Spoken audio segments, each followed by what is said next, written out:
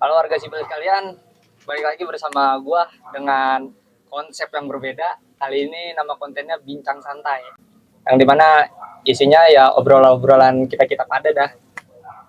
Tema kali ini tuh pendidikan yang ingin kita obrolin. Perkenalkan, nama gua Fadil dan temen gua sebelah. Nama saya Eko. Nama saya Nanda Raja. Nama saya Alfamat Alfat, biasa dipanggil Alfat. Sebelumnya gua mau nanya kabar kalian dulu nih. Dari Mas Eko, kabar Anda gimana? Alhamdulillah sehat. Alhamdulillah. Ya sibuk banget Mas Eko. Iya, tadi baru pulang kerja. Betul. Ngapain tadi? Tadi kerja apa dikerjain? Kerjain. Oh, dikerjain. Tadi emang di sekolah ada ini apa? Ada problem apa? Problem sih, tapi kondisinya kita nih lagi persiapan, lagi proses MPLS, penerima siswa baru. Oh, baru ya? PDB gitu. Berarti kabar baik-baik aja nih ya? Meskipun istilahnya ya otak nggak baik-baik aja. Sama dompet ya, Pak? Jangan disebut kalau itu. Kayaknya semua bermasalah. Kita semua bermasalah. Nggak boleh begitu. Ini dia, Pak, bintang tamu kita yang kita tunggu-tunggu dari siang. Baru nyampe malam ini. Oh iya, gak apa-apa. Oke, soalnya paling penting. Pilar utama obrolan kali ini. Lanjut ya, gimana Mas? Oke, alhamdulillah baik aja. Walaupun lagi ya, kemarin lagi agak semringah gara-gara ya audit. Audit. Aja. Mantap. Ngeri juga, Pak. Audit pajak. Kadang pada dalam pos di audit juga nih. Itu belakang layarnya. Serem banget. Bang Alfat, gimana Bang Alfat? Alhamdulillah sehat. Lancar ya? Ya, nggak begitu lancar sih. Ada yang pengen ekspor itu. Saya bisa bantu. Nah, Itu mau urusan belakang layar. Urusan belakang layar itu. emang biasa kalau layar depan suka Ngalom kidul. iya, emang cakepan di ini kan kamera belakang. Kamera belakang lebih jujur. Iya gitu. Jadi tema kita kali ini nih pendidikan, Pak. Menurut kalian bertiga nih, seberapa penting sih pendidikan untuk kita, untuk generasi selanjutnya, untuk anak-anak kita nanti, seberapa penting? Mungkin sadaran Anda dulu. Ya kalau dari pendidikan gitu ya. Iya. Karena kan saya juga mewakili dari ya konteks agama gitu. Gitu. Jadi gini Bang, kalau misalkan dari pendidikan kalau untuk anak-anak itu gimana gitu kan.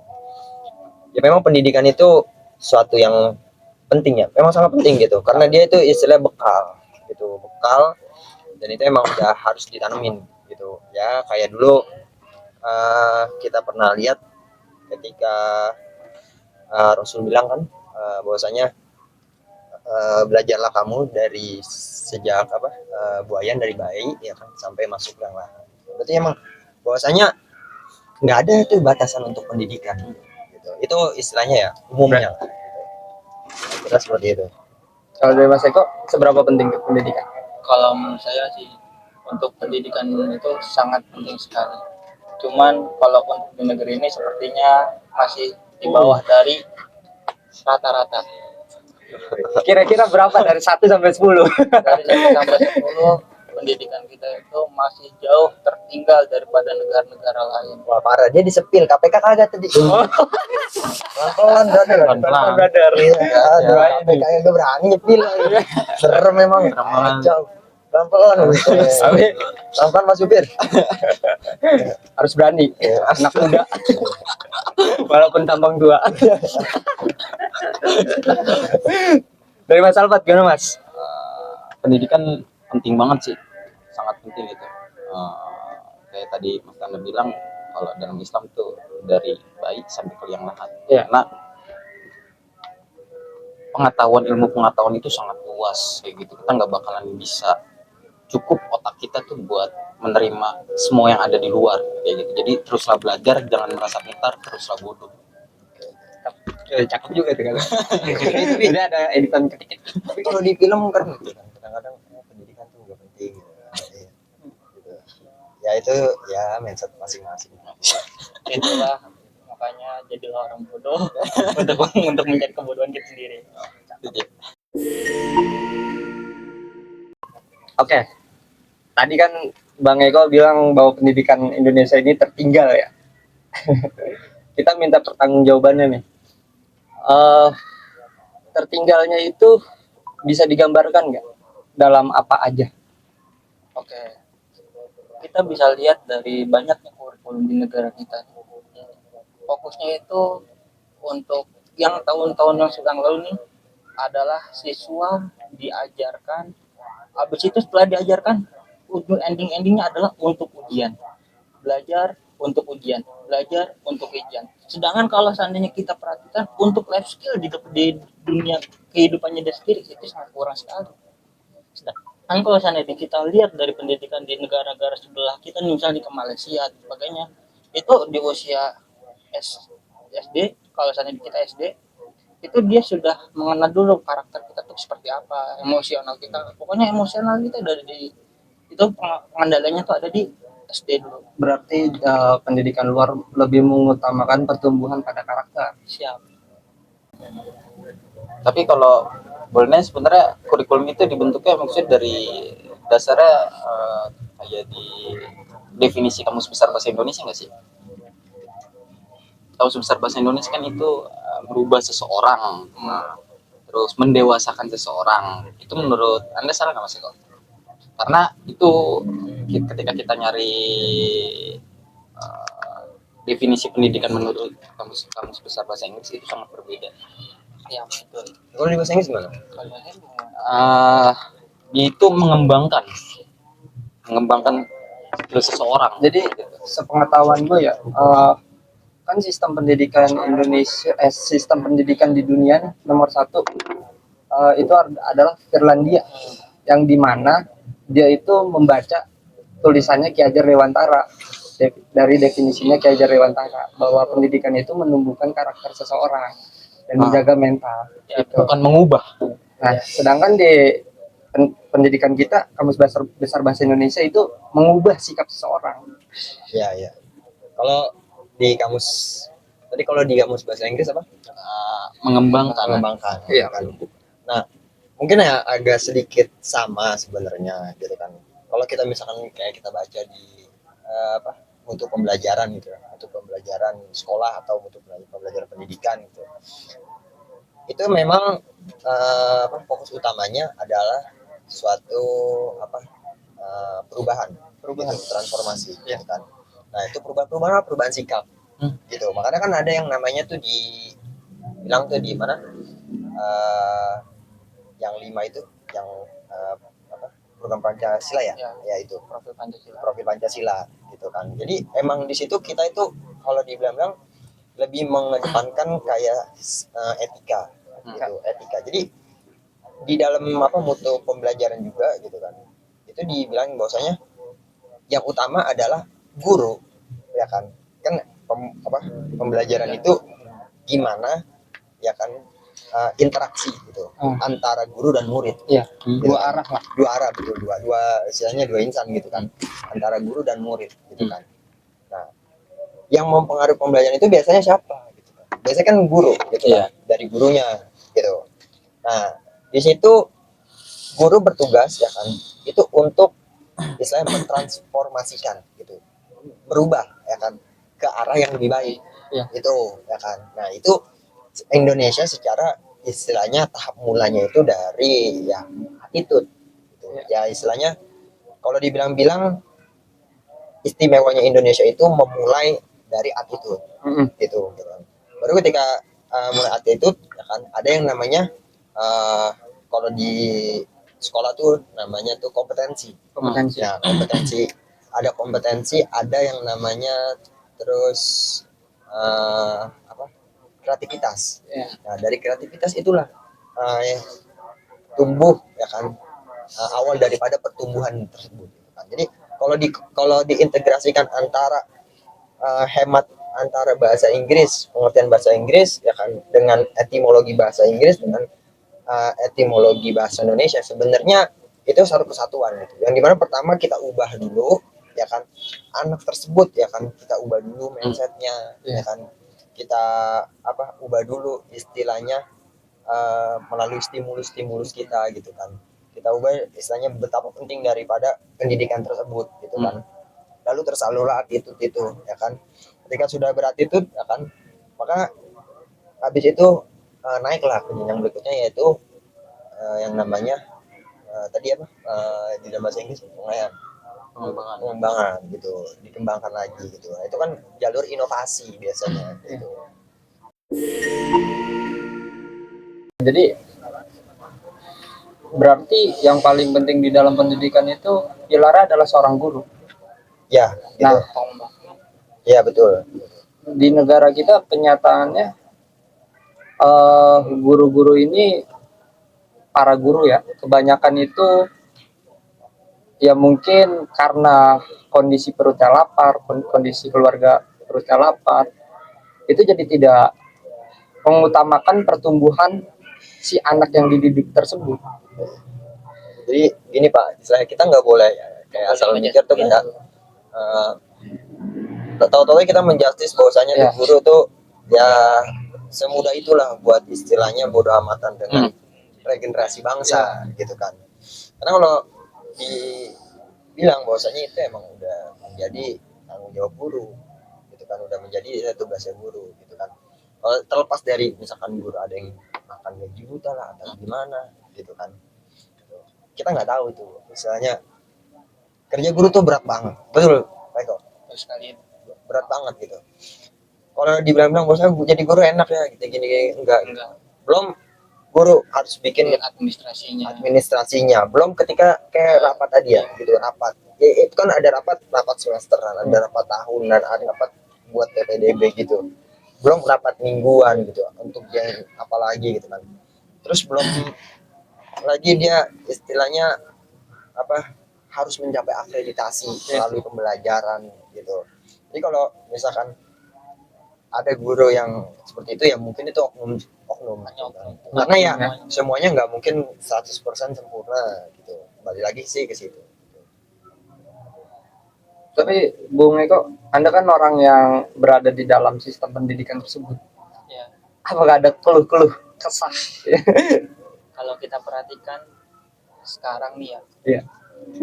dari zaman dulu sampai sekarang, guru itu selalu disibukkan dengan administrasinya. Jadi gara-gara administrasinya dia banyak, dari dia bentuk yang namanya modul ajar, habis itu bentuk apa lagi, ATP-nya Ya, KTP, alur pembelajaran itu terlalu banyak gitu. Terus belum lagi ntar ketika dia bikin soal dan sebagainya, itu sangat sih menurut saya pribadi itu sangat berat bagi guru, bukan hanya untuk mengajarkan siswanya. Jadi tanggung jawabnya dia jadi dua, administrasi sama mengajarkan murid, membuat dia paham. Dan sedangkan itu yang tugas pokoknya adalah membuat paham anak muridnya, sebab kenapa? Mencerdaskan kehidupan Bangsa. Akhirnya 3. Berarti salahnya sistem kita itu memberi terlalu banyak pekerjaan kepada guru selain pengajaran. Administrasinya mungkin agak lebih singkat lagi lah, lebih diperkecil lagi lah, di fresh lagi lah kayak gitu ya. Gimana Bang?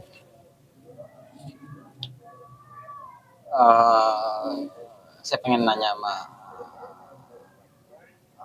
Mas Tanda. Tapi kan pendidikan kita kan sebenarnya kan harusnya kan pendidikan itu kan seperti transaksi. Ya gitu, transaksi. Tapi kalau di Indonesia kan pendidikan itu hanya sebatas transisi, hanya pemindahan. Iya. Kayak gitu. Itu menurut Anda tuh itu benar apa enggak sih komentarnya? Semua kan istilah gini. Kita kan sekolah. Yes. Gitu. Kalau di sekolah itu ada yang namanya kayak manajemen sumber daya sekolah gitu kan, atau pemasaran sekolah gitu. Kalau dibilang tadi kan dibilang sama Bang Alfat, pendidikan itu ya suatu transaksi, ya kan? Betul gitu. Kalau dibilang betul gitu. Istilahnya lo berarti pendidikan itu istilahnya tuh pendidikan tuh materialistik dong. Iya. Ya kan gitu. Kan ada yang namanya tuh pertukaran, ya kan, jual beli gitu kan. Kalau dibilang benar, ya benar gitu kan. Karena kenapa? Gini, ketika kita ingin suatu pendidikan gitu, nah di situ para pelanggan pendidikan, ya kan, para wali murid gitu kan, itu para wali murid mencarikan anaknya itu sekolah yang baik, ya kan. Tapi konsekuensinya, ya kan, wali murid tersebut, ya kan, itu biasanya mengeluarkan budget lebih besar, ya kan gitu. Tapi di sini, ya kan, yang perlu diperbaikin mindsetnya, ya kan. Jangan pandang pendidikan itu sebagai jual beli transaksi, ya kan, tapi pandang sebagai investasi gitu kan, yang dimana tuh nggak dituai sekarang, gitu. Nah, gitu, nggak dituai sekarang. Kalau dibilang bener nggak, secara manajemen pendidikan ya bener gitu. Di situ ada yang namanya transfer of value, ya kan. Sekarang gini, gue contohin misalkan Bang Fadil, sekolahin anaknya, ya kan, pasti maunya yang terbaik ya, Benar. ya kan gitu. Biasanya sekolah itu mati karena fasilitas, sarana dan prasarana, ya kan, matinya gara-gara kayak gitu. Contoh misalkan dulu kita misalkan sekolah, lapangannya misalkan terbatas, ya kan, lapangannya misalkan peluran, gitu kan, ya ada palingan lapangan palingan ya segede lapangan futsal, itu juga satu, ya kan. Nah, di situ murid itu banyak, ya kan, murid itu punya potensi, ya kan, potensinya itu banyak gitu kan.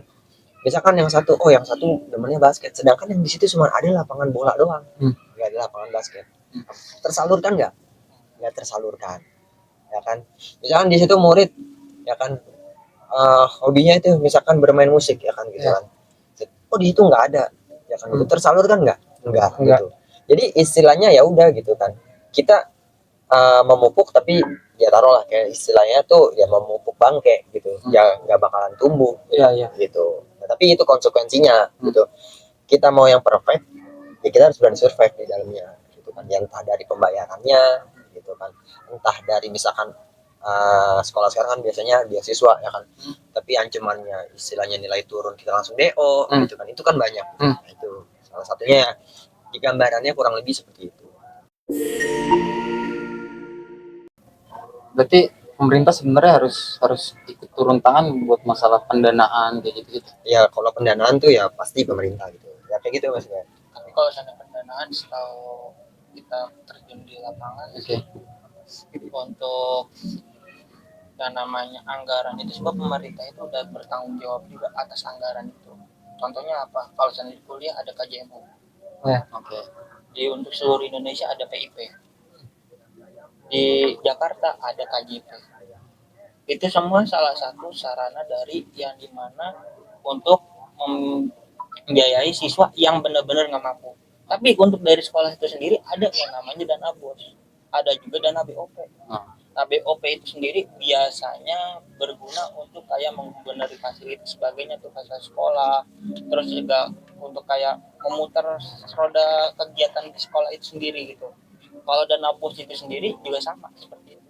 Tapi banyak maksudnya di mungkin di tingkat, kita ngeliat di tingkat SMA lah ya kan, kalau maksudnya ada di pernah saya ngobrol sama Bang Nanda tuh, umur 1-7 jadikan dia raja, 7-15 tuh jadikan dia bahasa kasarnya budak lah gitu. 15 sampai ke atas itu jadikan dia teman gitu. Ini ketika di bangku SMA kan berarti kurang lebih udah 15 ke atas gitu.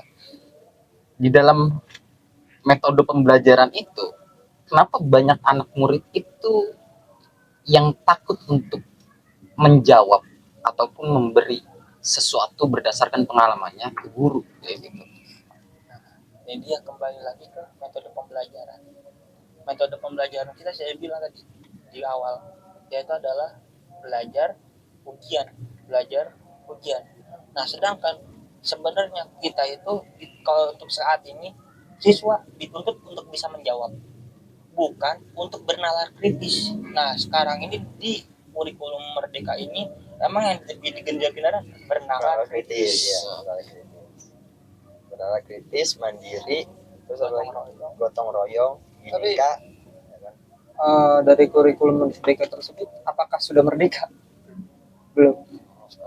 Ya kalau itu kan Masih dalam berproses. proses. Tapi gambaran lu merdeka dalam pendidikan itu gimana? Merdeka dalam pembelajaran, merdeka dalam pendidikan itu yang dimana siswa itu difasilitasi untuk apa akalnya dia, semuanya itu difasilitasi semua. Cuman kondisinya di saat ini kebanyakan kita lihatnya terpatok dengan buku, habis itu guru ngajarin sesuai dengan apa yang di buku. Pernah tuh yang saya pernah bilang di kapan waktu kita masih ngokok-ngokok biasa itu belum di ini, itu dibilang bahwasanya kalau seandainya ada di guru itu cuman bilang nih kerjakan halaman sekian dan sebagainya, nah itu, dan sisanya guru sibuk dengan administrasinya. Kompleks banget ya. Sangat kompleks banget ya. Jadi masih terliter dengan buku. Bukan baca buku itu bagus. Apa mungkin maksud Bang Eko itu sistem kita itu terlalu menghafal teori-teori yang nggak berguna di masa besar kita nanti. Bukan teori yang nggak berguna sih, membaca buku itu bagus. Gurunya jadi mengajarkannya itu masih terpatok dengan buku paket, dengan buku LKS. Coba bisa memfasilitasi dengan siswanya gitu. Ya. Siswanya jangan bisa, ya saya pengen belajar ini, oh ada, oke. Jadi Belajar. siswa itu bebas memilih Ya, untuk mempelajari seharusnya apa. seperti itu. Kecuali yang dibilang tadi ketika sana di luar negeri, kita perhatikan di SD itu dia pendengar itu kayak belajar kayak dasar-dasarnya, pelatihan emosional. Ketika dia di jenjang kayak umur 15 tahun, kalau sendiri kita SMP, sampai lanjut terus kayak SMK, nah itu di situ sebenarnya udah mulai pengembangan apa yang tadi dia pengolahan emosinya diarahkan kepada satu hal yang lebih. Tapi untuk saat ini belum, masih dalam proses mungkin. Mungkin ya. Mungkin. Mungkin iya, mungkin tidak. Rumit sih emang kalau ngomong pendidikan. Harus pemerintah yang harus ikut andil. Terus juga gaji itu harus benar-benar memuaskan lah untuk keluarga guru tersebut.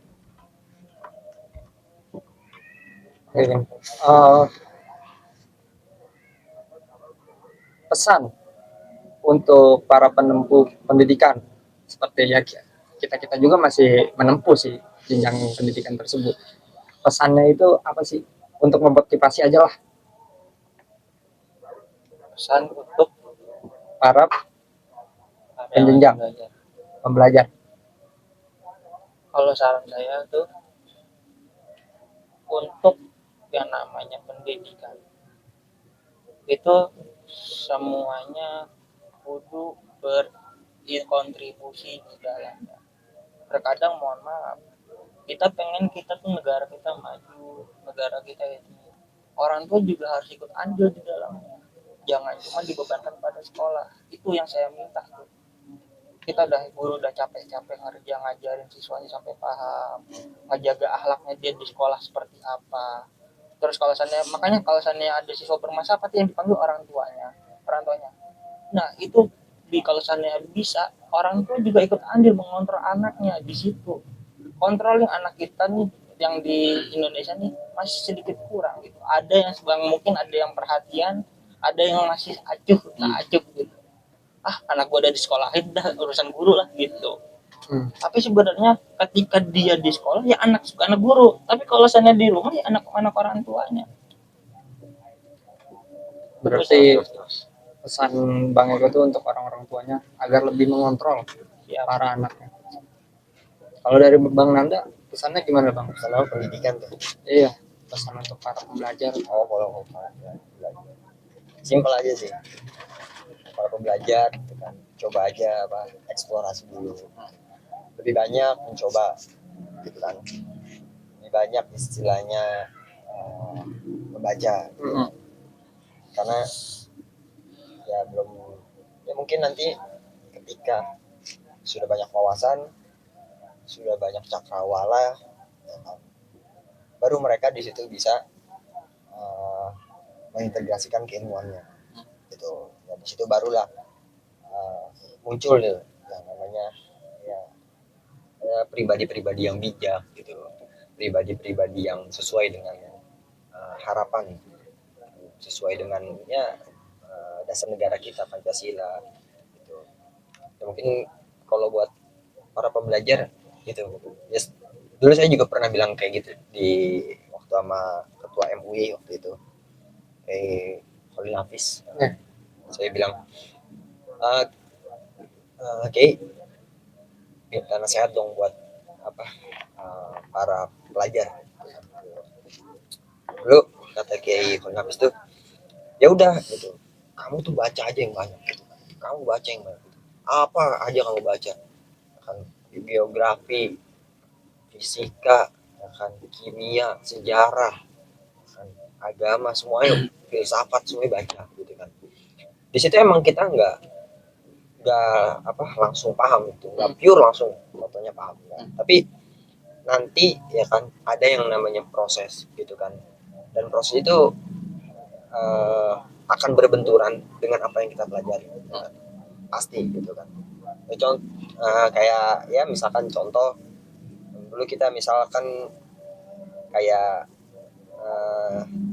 kalau maghrib ya kan, itu misalkan disuruh sama orang tua tuh nggak boleh keluar gitu kan. Tapi kan dulu kan dibilangnya itu apa, takut ada setan gitu kan, takut ada genderuwo gitu kan gitu. Atau bilang ya tahu ya biasa orang tua dulu tuh bilang lu jangan bangun siang-siang, lu rezeki lu dipatok ayam gitu kan. Kita nggak tahu, kita belum tahu gitu kan, kita belum tahu maksudnya apa sih ya kan rezeki dipatok ayam. Tapi ketika kita taruh lah udah masuk dunia kerja ya kan gitu, coba misalnya kayak orang ada pengen interview atau pengen ketemu sama klien gitu kan gitu, dan itu misalnya di pagi hari gitu kan, telat sedikit habis kayak gitu.